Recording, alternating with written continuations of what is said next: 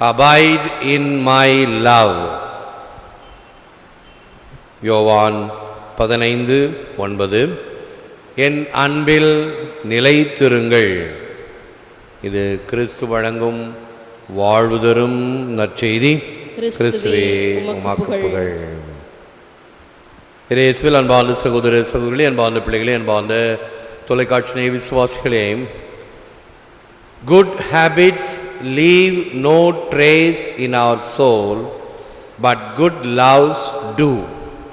Truly, this is all love is about, to obey and to believe whom you love.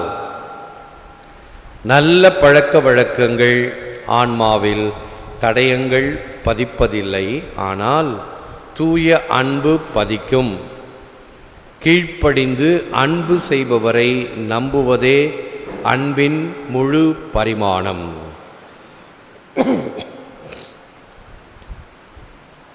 காட்டில் அல்லது புல்தரை இருக்கக்கூடிய இடத்திலே கால்நடைகள், மிருகங்கள் நடந்து சென்றால் அது பாதையாக அமையாது, மாறாது.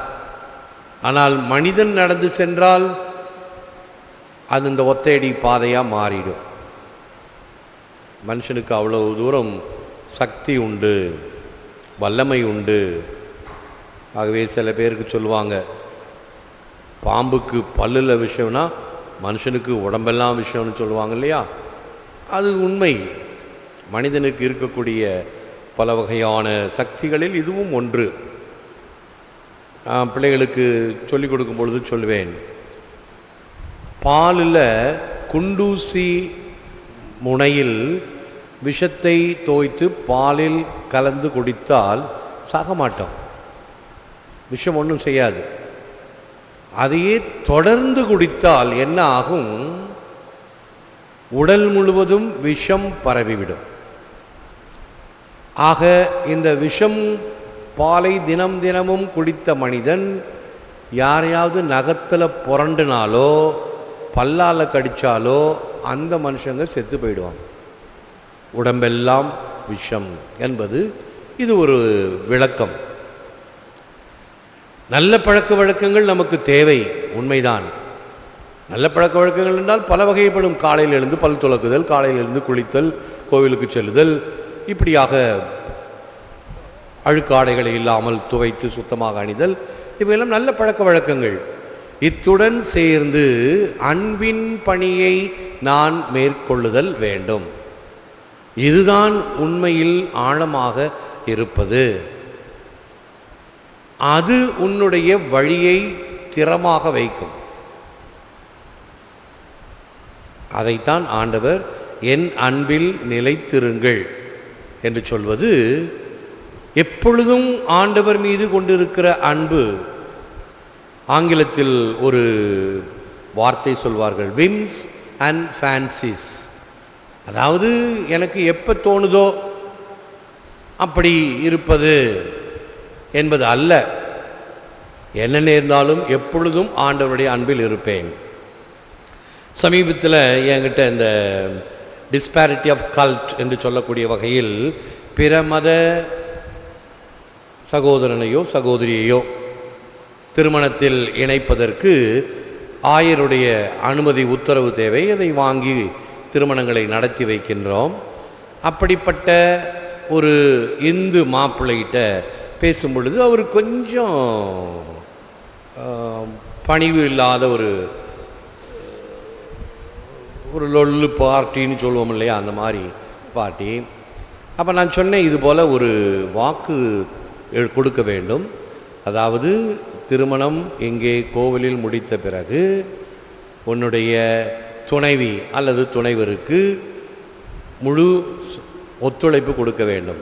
இப்படி கடவுள் காரியங்களை செய்வதற்கு உனக்கு பிறக்கும் பிள்ளைகளுக்கு நீ அந்த கத்தோலிக்க விசுவாசத்தை கொடுப்பதற்கு தடையாக இருக்கக்கூடாது. அவர்கள் இந்த கத்தோலிக்க விசுவாசத்தில் வளர வேண்டும். அப்போ அவர் கேள்வி கேட்டார், ஏன் அந்த குழந்தைக்கு அப்படி கட்டாயப்படுத்தணும்? அந்த குழந்தை வளர்ந்து அதுக்கு என்ன தேவையோ எடுத்துக்கிட்டுமே, அதுக்கு ஒரு சுதந்திரம் கொடுக்கலாமே அப்படின்னு கேட்டார்.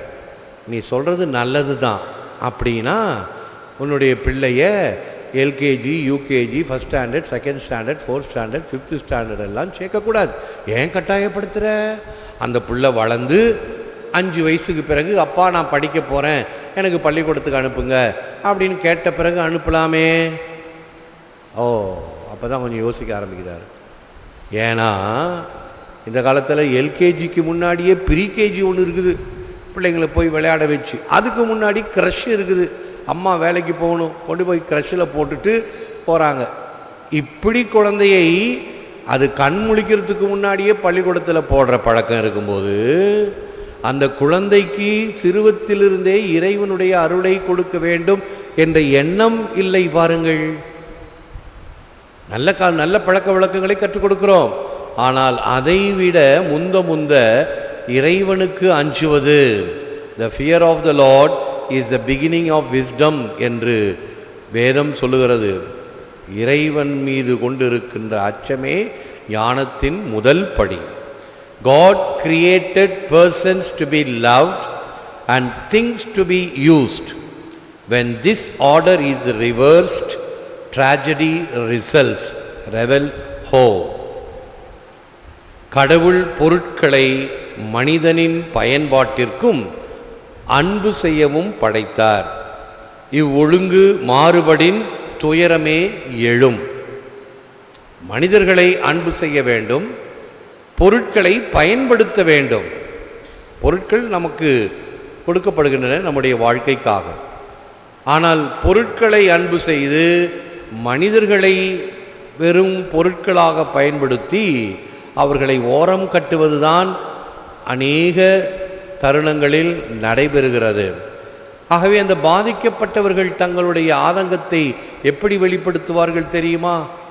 என்னை கருவேப்பிலை மாதிரி பயன்படுத்தி ஓரம் கட்டிட்டாங்க, தேவைக்கு நான் பயன்பட்டேன், ஆனால் மற்றதுக்கு நான் பயன்படவில்லை என்பதும் உண்மை. ஏனென்றால் மனிதர்களுடைய ஆதரவும் அவர்களுடைய ஒத்துழைப்பும் நம் எல்லோருக்கும் தேவை. நாம் தனித்து வாழ முடியாது. ஆக என்னுடைய தட்டில் சாதம், சோறு இருக்கிறது என்றால் அது தானாக பறந்து வரவில்லை, வானத்திலிருந்து குதிக்கவில்லை. மாறாக நிலத்திலே அந்த உழவர்கள் சேற்றில் கால் வைத்ததினால் இன்று நான் சோற்றில் கை வைக்கிறேன். அங்கிருந்து ஆரம்பமாகி எத்தனை பேருடைய உழைப்பு இறுதியிலே சமையலறையில் அந்த அரிசியானது சாதமாக்கி அதன் பிறகுதான் என் தட்டில் வருகிறதே தவிர நேரடியாக வருவது இல்லை. ஆக அத்தனை பேரினுடைய உழைப்பும் இதன் பின்னால் இருக்கிறது என்பதை நன்றியோடு நினைவு கூறுதல் வேண்டும். அதே போன்றுதான் நாம் அணிகின்ற உடைகள். நம்முடைய உடைகள் அழுக்கான பிறகு அதை துவைத்து தருகின்ற நபர்கள், ஒன்று டோபியோ அல்லது வீட்டில் இருக்கக்கூடியவர்களோ, இவர்களுடைய தேவை. அதே போன்று பல காரியங்களை செய்கின்றவர்கள், பிளம்பர்ஸ், கார்பெண்டர்ஸ், மேசன்ஸ் என்று பல வகையாக மக்கள் இருக்கின்றார்கள்.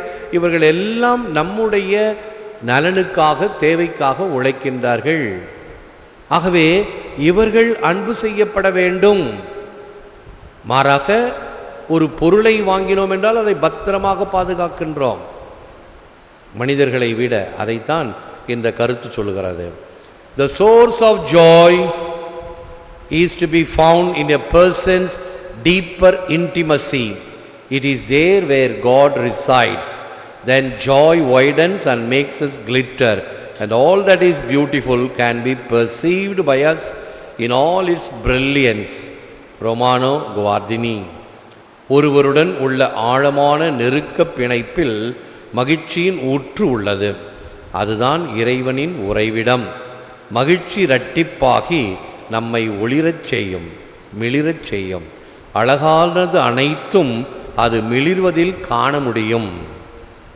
இறைவனுடைய சாயலில் படைக்கப்பட்டோம் என்றால் அந்த இறைவனுக்கு இருக்கக்கூடிய அனைத்து இலக்கணங்களிலும் நாமும் சற்று பங்கு பெறுகிறோம். அவருடைய ஞானம், புத்தி, அறிவு, விமரிசைத்திடம் இவைகளிலும் அவருடைய அழகு, அவருடைய ஒழுங்கமைப்பு இவைகளிலிருந்தும் பெறுகிறோம். நாம் பெற்றுக்கொண்டிருக்கிறோம் என்றால் அவைகள் எல்லாம் இறைவன் கொடுத்த கொடை, அந்த இறைவனிடமிருந்து பெற்றுக்கொண்டிருக்கிறோம் என்பதை உணர்தல் வேண்டும். Jesus' love was unconditional.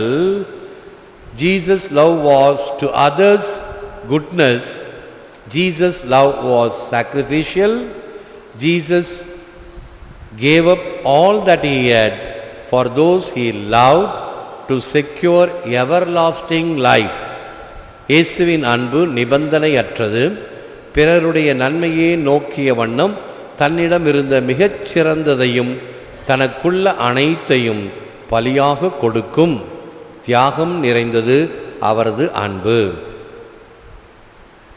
He gave his very life for those he loved in order to secure for them everlasting life with the Father. தான் அன்பு செய்தவர்கள் தந்தையுடன் நித்திய வாழ்வை பெறும் பொருட்டு அவர் தன் வாழ்வையே கொடுத்தார். His love fills our hearts and transforms our minds and frees us to give ourselves in loving service to others. பிறர் அன்பு பணியில் நாம் முழுமையாக ஈடுபட அவரது அன்பு நம் உள்ளத்தை நிரப்பி மனதை உருமாற்றுகிறது. If we open our hearts to his love and obey his command to love our neighbor, then we will bear much fruit in ourselves, fruit that will last for eternity. நமது இதயத்தை அவர் அன்புக்கு திறந்து அவரது பிறரன்பு கட்டளைக்கு கீழ்ப்படியும் போது நமது வாழ்வில் மிகுந்த பலனை நித்தியத்திற்கும் பெறுவோம். முழந்தாள் இருப்போம், செபிப்போம்.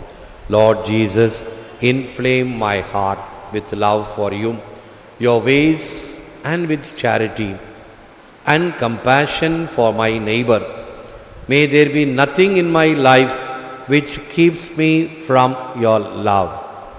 ஆண்டவராகிய இயேசுவே, உம்மை அன்பு செய்வதிலும் உம் வழிகளை கடைபிடிப்பதிலும் உம் அயலாருக்கு அன்புடன் பரிவு காட்டவும் உம் அன்பு தீயில் என் இதயத்தை பற்றி எரிய செய்திருளும்.